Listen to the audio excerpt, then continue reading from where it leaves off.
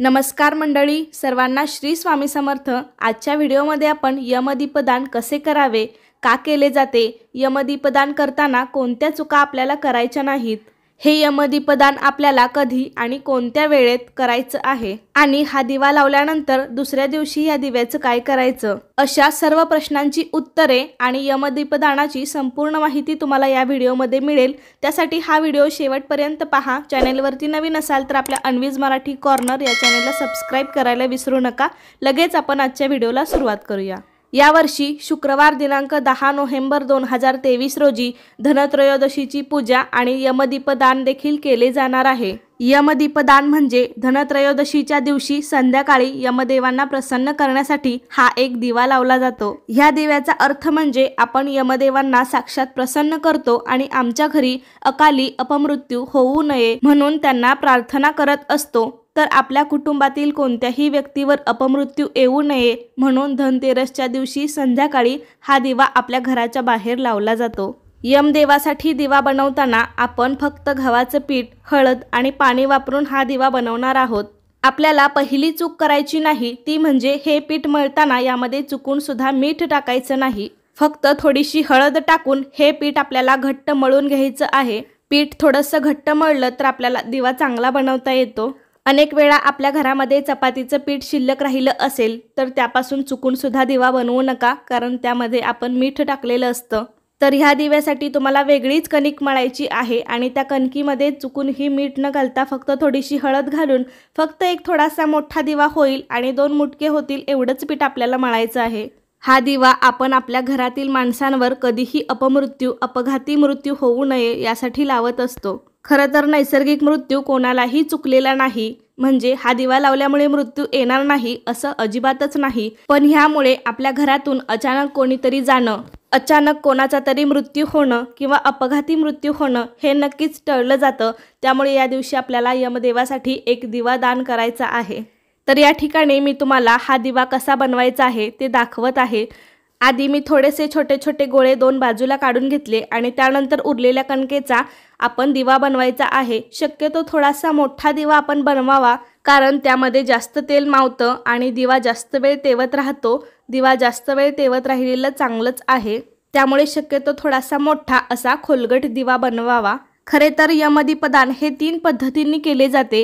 एक म्हणजे मातीचा दिवा, म्हणजे काही ठिकाणी पंती वापरली जाते, काही ठिकाणी कणकेचा दिवा वापरला जातो आणि काही ठिकाणी कणकेचे 13 दिवे लावले जातात।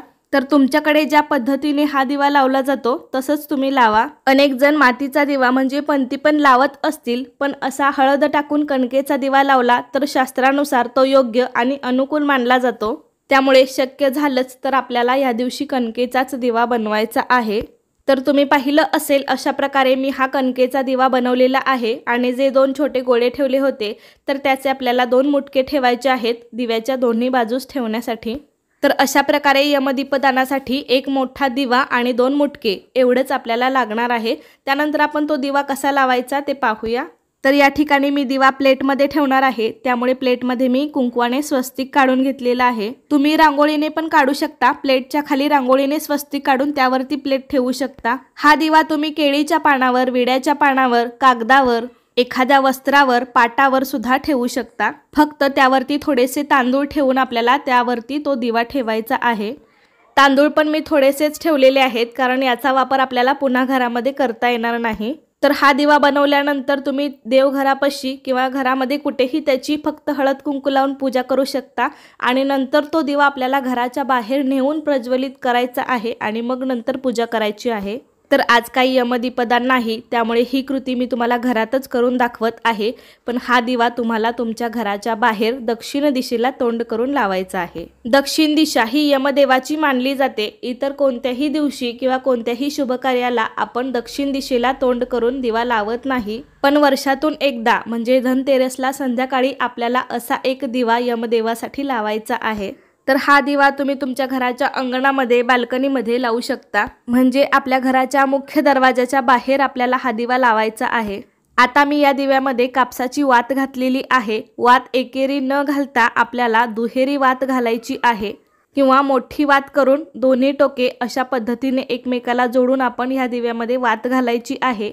रोजच्या देवपूजेत किंवा कोणत्याही शुभ कार्यात आपल्याला दुहेरीच वात लावायची असते. एकेरी वात आपण अशुभ कार्यात लावतो. त्यानंतर या दिव्यामध्ये आपण तेल घालायचं आहे. तेल घालताना आपण तिळाचं किंवा मोहरीचं तेल वापरावं आणि नसेल तर मग आपल्या घरातील रेग्युलर तेल आहे ते सुद्धा वापरलं तरी पण चालेल. दिव्याचं तोंड आणि दिव्याच्या वातीची दिशा सुद्धा आपल्याला दक्षिण दिशेला करायची आहे. हा दिवा बाहेर ठेवल्यानंतर मग तुम्हाला दिवा प्रज्वलित करून दिव्याची पूजा करायची आहे. तर हा दिवा तुम्ही धनतेरसच्या दिवशी सायंकाळी 6 ते 8 या वेळेमध्ये लावू शकता. सायंकाळी सूर्यास्तानंतरच आपल्याला हा दिवा प्रज्वलित करायचा आहे. दिवा प्रज्वलित केल्यानंतर दिव्याची पूजा करायची. दिव्याला हळदी कुंकू लावायचं. आपण जे 2 मुटके बनवले होते ते दिव्याच्या दोन्ही बाजूस ठेवायचे आणि त्याची देखील हळद कुंकू लावून पूजा करायची. अक्षता वाहायच्या, फुले वाहायची. शक्य असेल तर दिव्याला पांढरं फूल वाहायचं. त्यातल्या त्यात सदाफुलीचं पांढरं फूल असेल तर अतिशय चांगलं. नसेल तर तुमच्याकडे जी काही उपलब्ध असतील ती वाहू शकता. पूजा झाल्यानंतर घरातील सर्व सदस्यांनी दिव्याला नमस्कार करायचा आणि एक मंत्र म्हणायचा.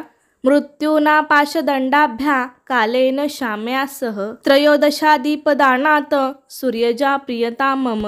हा मंत्र म्हणायचा आणि शेवटी हात जोडून प्रार्थना करायची. हे यमदेवा, आम्हाला तुम्ही दीपदानाने प्रसन्न व्हावे आणि मृत्यूपाशातून आम्हाला माफ करावे. म्हणजे तू अपमृत्यू आमच्या घरात होऊ देऊ नकोस अशी मनापासून यमदेवाला प्रार्थना करावी. घरातील सर्व लहान मोठ्याने दक्षिणेकडे तोंड करून आपल्याला ही प्रार्थना करायची आहे.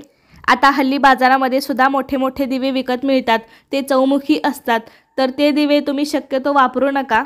तसे दिवे तुम्ही डेकोरेशनसाठी वगैरे वापरू शकता. पण यमदेवासाठी लावलेला दिवा हा एकाच वातीचा असावा जेणेकरून त्याची दिशा दक्षिण दिशेकडे होईल. जर तुम्ही चौमुखी किंवा 4 वातीचा दिवा लावला तर 4ही दिशांना त्याची ज्योत असेल. त्यामुळे शक्यतो एकच दिवा आणि तो पण दक्षिण दिशेकडे तोंड करून लावा. दक्षिण दिशा ही यमधर्माची मानली जाते.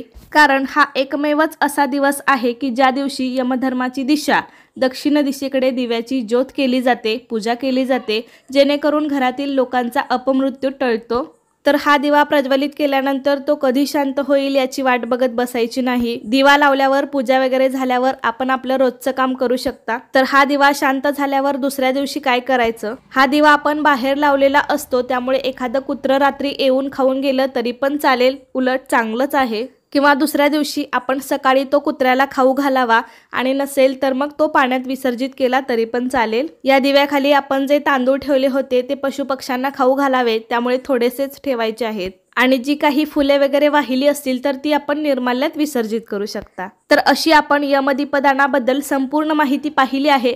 कसा वाटला तुम्हाला माझा आजचा व्हिडिओ मला नक्की सांगा. आवडला असेल तर लाईक, शेअर, सबस्क्राईब करायला विसरू नका. धन्यवाद.